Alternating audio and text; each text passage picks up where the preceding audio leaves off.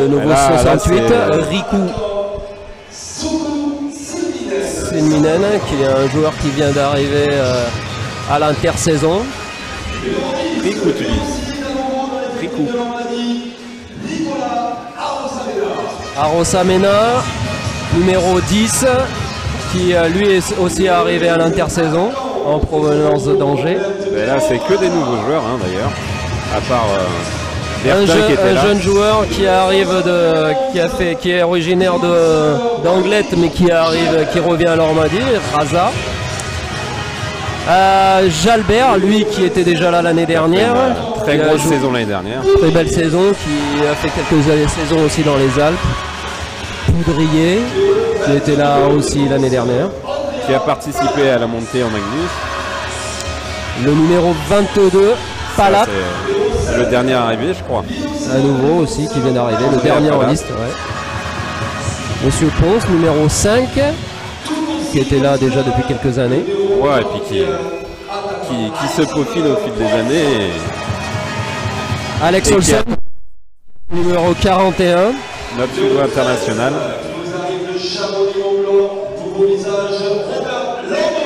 Donc comme le speaker l'annonce, Lambolet qui arrive de Chamonix-Mont-Blanc. Ah, jeune joueur. Numéro 13.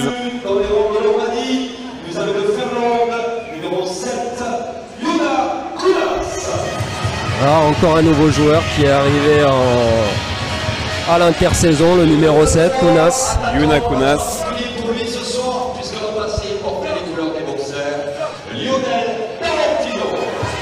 Lionel Tarantino.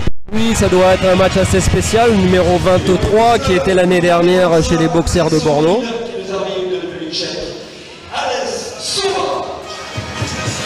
Alex Sora, un Tchèque qui est arrivé aussi il n'y a pas très longtemps à l'intersaison pour renforcer un petit peu l'attaque.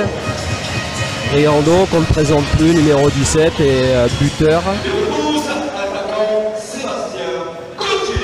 Le numéro 12, un ancien Bordelais. Sébastien Gauthier.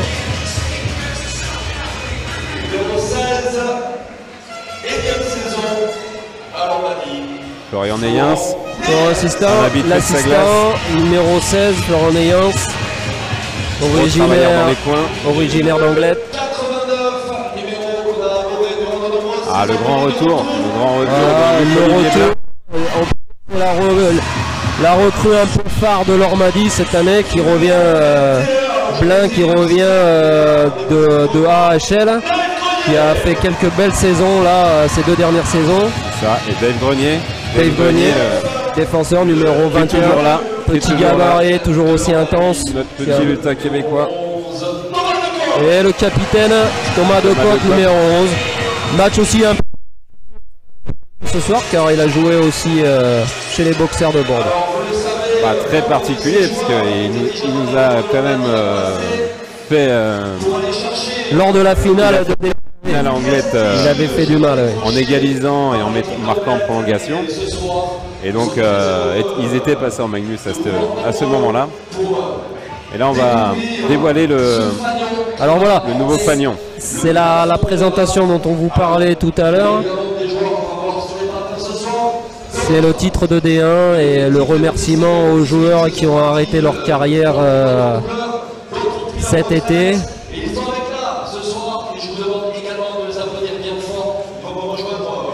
Ah, c'est un beau moment parce que ça fait quelques années que ça Anglette cherchait à monter en D1. Tournait autour. Ça fait 3-4 ans, les finales, tout ça. Et ça y est, premier match à la maison, gros derby contre Bordeaux. Alors comme on avait dit, ils ont présenté Mathieu Cyr qui est absent ce soir, qui était un attaquant très rapide et qui malheureusement ne peut pas être là ce soir. Nous avons là la présentation du défenseur Thomas qui a pris sa retraite de la même façon en fin de saison. Benoît Ladonne. Oh, ok, Benoît Ladonne, quelle tenue en short sur la glace. Benoît Ladonne arrête sa carrière sur un très beau but en finale.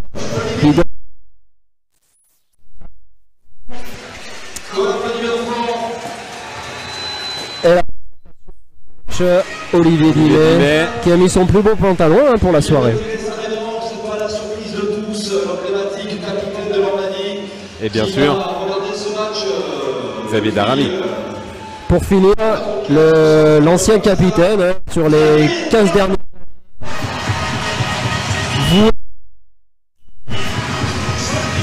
Xavier.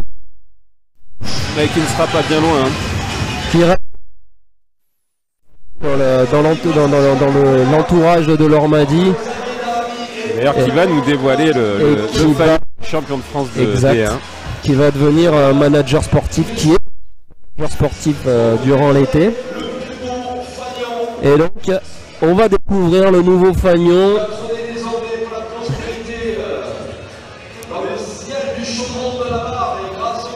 Avec Thomas Decoq. Et l'Ormadi, champion de France de première division.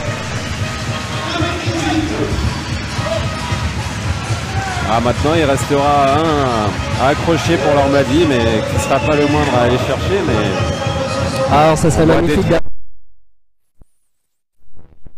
Ça... Ah, cette année ça va être... Ah, et voilà Bordeaux voilà. Sur la glace. On assiste à l'entrée des boxeurs de Bordeaux qui joueront ce soir en bleu.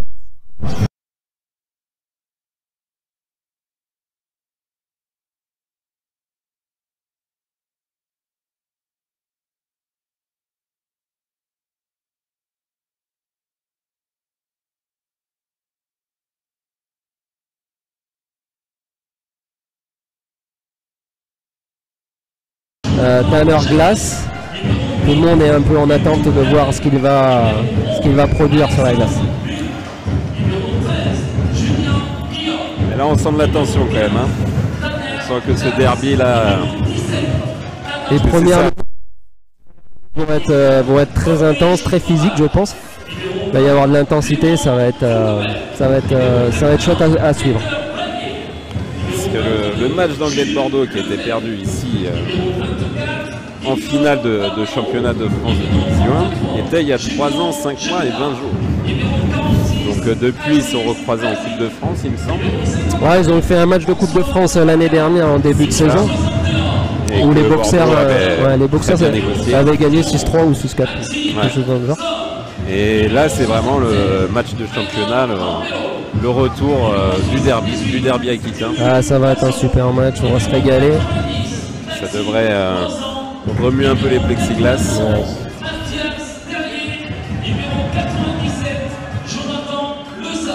Alors à savoir que maintenant Anglais bon, ça fait déjà 3 journées donc ils sont habitués, mais ceux qui regardent ce soir c'est qu'il y a 2 rêves principales en Magnus, donc c'est plus la... C'est la petite différence avec les saisons précédentes où il y avait 3 arbitres, 2 arbitres de ligne et un arbitre chef.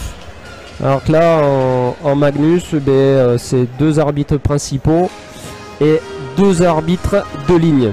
Donc il n'y a rien qui est laissé au hasard et tout passe. On va écouter la Marseillaise.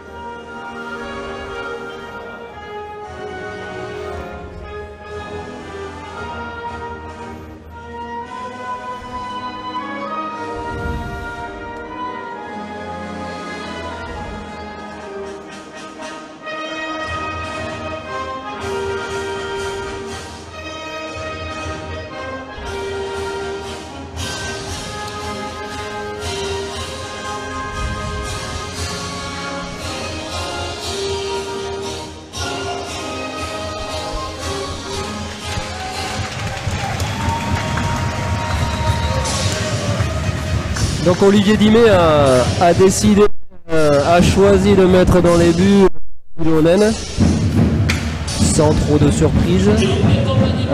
Pour lui aussi, ça doit être un match un peu particulier parce que lui aussi a joué à Bordeaux, je crois, 1 ou 2 saisons, une saison peut-être. Et il se retrouve dès le premier match à la maison pour un beau derby face à des anciens partenaires. Début du match dans quelques instants. Et Bertin aussi qui a fait un très bon match, qui a joué contre Grenoble. Ouais, visiblement, ouais. Et avec une victoire de Grenoble bien sûr, mais bon 2-0. Ça devait être un match. C'est bien, ça a dû être c'était un match test un petit peu, se déplacer chez l'ogre un peu de l'élite et finalement ils s'en sont très bien sortis et donc Bertin a sorti apparemment un très bon match.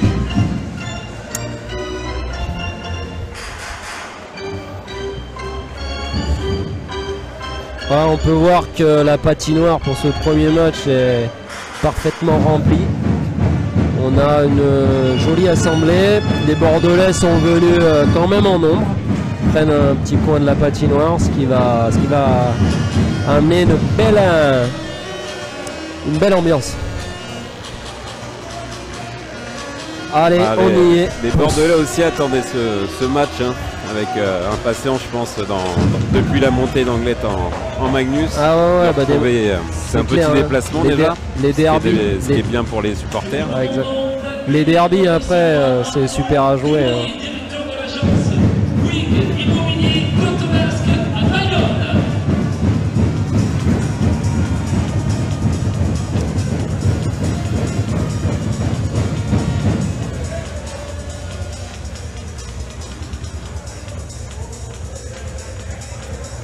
Il y a le petit engagement habituel par un des sponsors du club.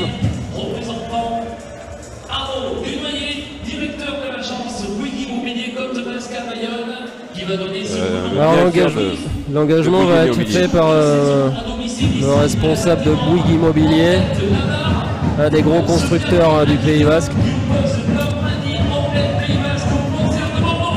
Voilà, c'est parti. Ça y est. Allez, on y est, bon match à tous.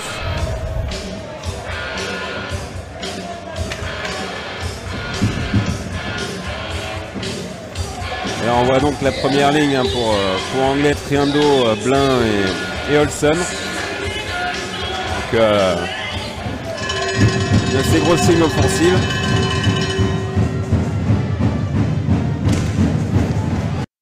On est de retour à la barre pour le début de la deuxième période.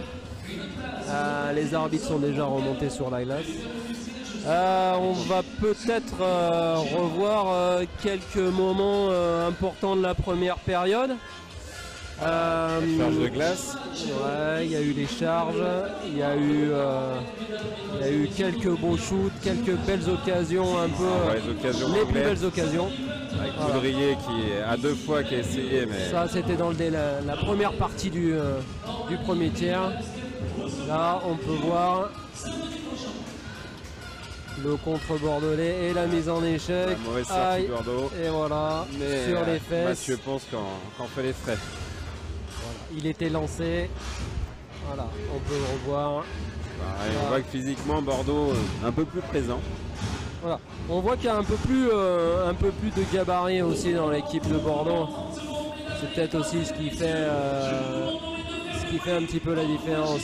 Normally, ils vont peut-être miser un peu plus sur la vitesse. Un bel arrêt de Fouquerel avec un tir de Sylvonen de la ligne bleue. C'était sur la fin de période. Donc les joueurs reviennent sur la glace. Alors là, on voit que on repart sur les mêmes bases. La première ligne avec Blin, Olson et... Les 2 premiers blocs.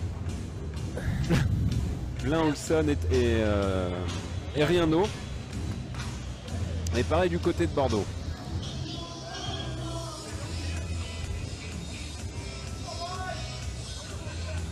Allez, c'est parti. Allez, on est de retour à la barre. On a un petit invité entre 2 périodes. On a Kevin avec nous, Kevin Mazon, qui ce soir ne joue pas parce qu'il est blessé. Du coup Kevin, alors vas-y, explique-nous un petit peu déjà pour commencer, pourquoi tu es absent, quelle est ta blessure? Alors lors du dernier match contre Grenoble, j'ai pris une petite charge, je me suis mal protégé et du coup On sait pas vraiment encore, mais blessure sur l'épaule. D'accord, et t'en as pour combien de temps? Je passe des tests lundi matin, donc j'en saurai plus Ok, d'accord. prochainement. Bon. Autre question, au niveau... On a de l'intensité, il nous manque un petit peu des buts.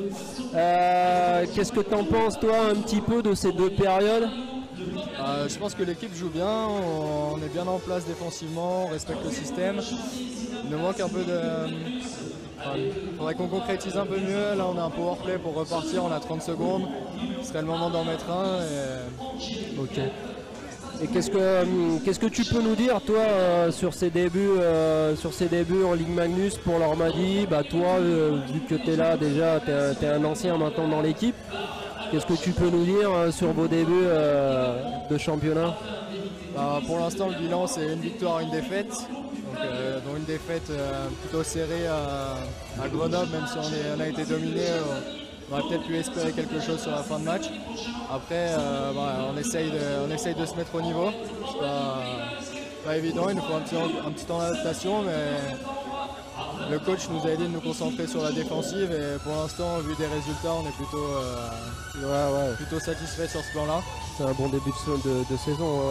Ouais. Qu'est-ce que tu peux nous dire aussi sur pour les gens enfin, je pense que certaines personnes, les spectateurs, ils se rendent pas trop compte, mais quelles sont les grosses différences entre l'AD1 et l'élite? Alors vraiment le rythme, on passe sur 2-3 matchs par semaine. En D1 on avait un seul match le samedi et on s'entraînait toute la semaine.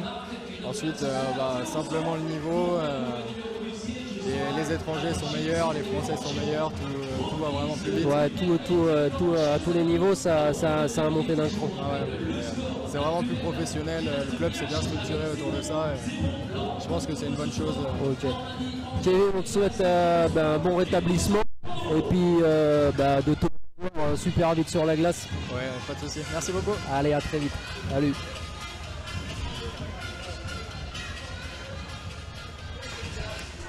Allez, on va... Notre commentateur vedette, Sébastien Rousselin. Bonsoir Patrice, désolé pour cette je me suis arrêté à la buvette au passage. Alors, je voulais te poser 2-3 questions. Est-ce que tu savais comment l'Ormadi se prénommait? Parce que là c'est l'Ormadi aujourd'hui, mais avant il y a eu d'autres noms pour l'équipe et la patinoire. Donc par exemple en 1996, comment s'appelait l'Ormadi? Alors tu vas nous apprendre tout ça. Je pense. Non, tu n'as pas joué. C'est les orques, non? Les orques, très bien. Alors bien avant, il y avait eu quoi le premier logo d'ailleurs? C'était un orque, non?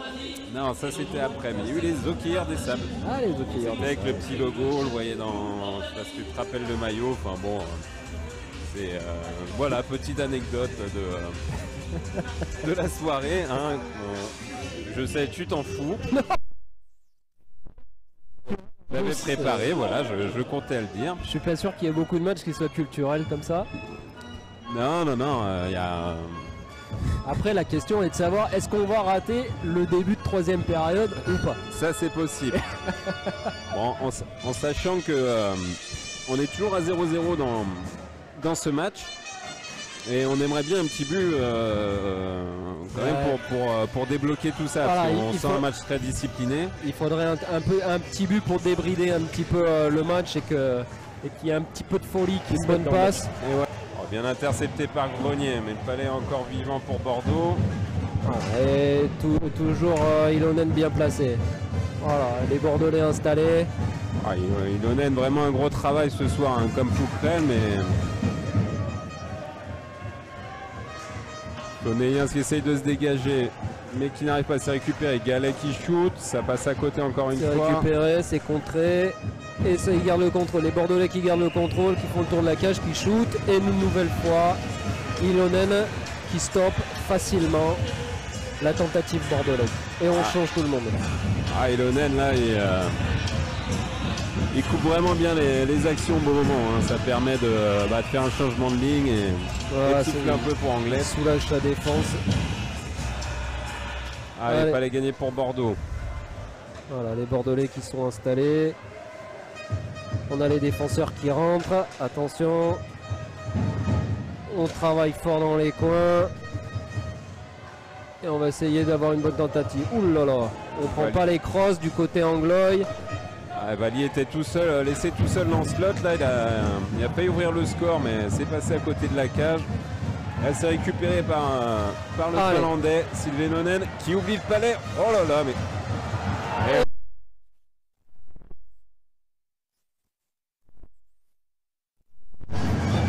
Un des meilleurs artificiers de l'équipe de Bordeaux. Voilà. Et bien, comme on le disait tout à l'heure, du score serré comme ça, elle vient sur tout revoir. Voilà. On récupère le palais. Pas. Et voilà. Classique. Une mauvaise d'Anglette. Et derrière. Alors on a l'équipe d'Anglette qui a demandé le temps mort pour sans doute annoncer la combinaison qui va être pratiquée. On va aussi sans doute sortir le gardien pour essayer de mettre un 6e homme et essayer de revenir au score afin d'aller en prolongation. Ouais, tout à fait. Pat là, ils vont essayer de mettre un maximum de trafic et de shooter à la cage pour de la déviation, mais c'est pas évident le 6 contre 5. 6 contre 5 et c'est pas toujours payant, mais il va toujours être en surnombre et en fin de match on est toujours un peu fatigué. Il faut la tenter. Il faut la tenter. Jalbert normal en haut là, qui va envoyer du shot. Allez, étrangement, les Bordelais qui mettent pas leur meilleure ligne. Mais tant mieux pour Normandie qui eux partent avec leur premier ou leur deuxième bloc. C'est sans doute même leur premier bloc. Et on va voir ça.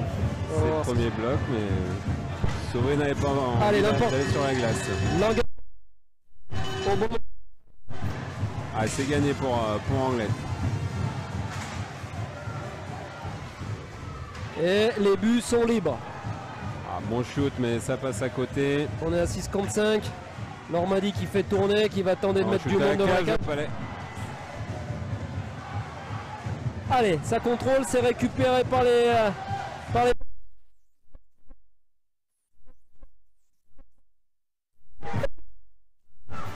Voilà, arrêté par Jalbert. Voilà. Ouais. On va garder le contrôle.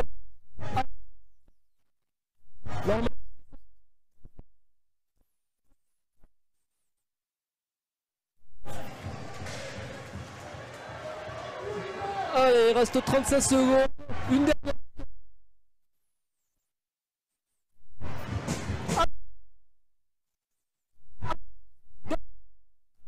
Interdit, il n'avait pas passé la rouge. On va remettre le gardien pour l'engagement. C'était bien d'y aller, mais c'est vrai que là il y avait pas mal de trafic et il n'a pas pu passer la rouge, Thomas Decoq. Allez, 26 secondes là, faut aller rechercher un autre engagement dans la zone. Ah, on perd une belle occasion quand même avec un arbitre un petit peu pointilleux sur ce dégagement interdit, sans chauvinisme aucun, hein, mais quand il manque une vingtaine de centimètres, en général on peut laisser jouer ça. Allez, c'est reparti. Ouais, Bordeaux qui prend l'avantage sur le face-off. On n'arrive pas à sortir pour Anglette. Normandie qui n'arrive pas trop à s'organiser. On y essaie par Salminen. Et c'est... C'est 10... palais perdu là. Un but de individuel de Normandie. Celui-là, bon.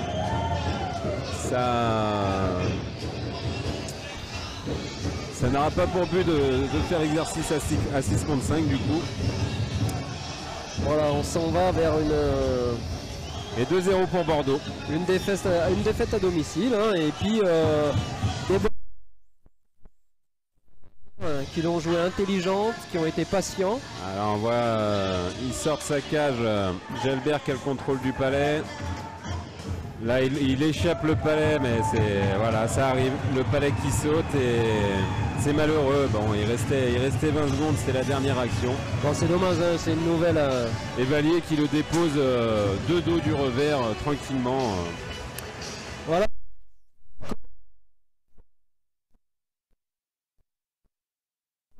Les jouer, ça s'est pas joué à grand chose. Les Ça détails, s'est- Patrice. Voilà. Ça s'est joué sur les petites erreurs.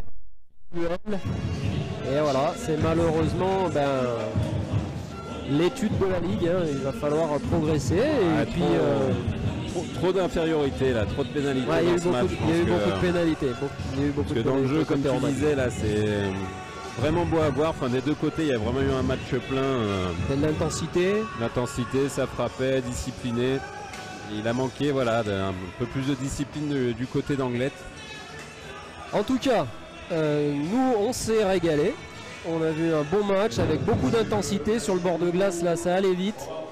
Et puis c'est avant tout ce qu'on attend quand on vient voir du hockey. Tout à fait. Et Alors, mais la prochaine journée, pour la 4e journée, avec les bons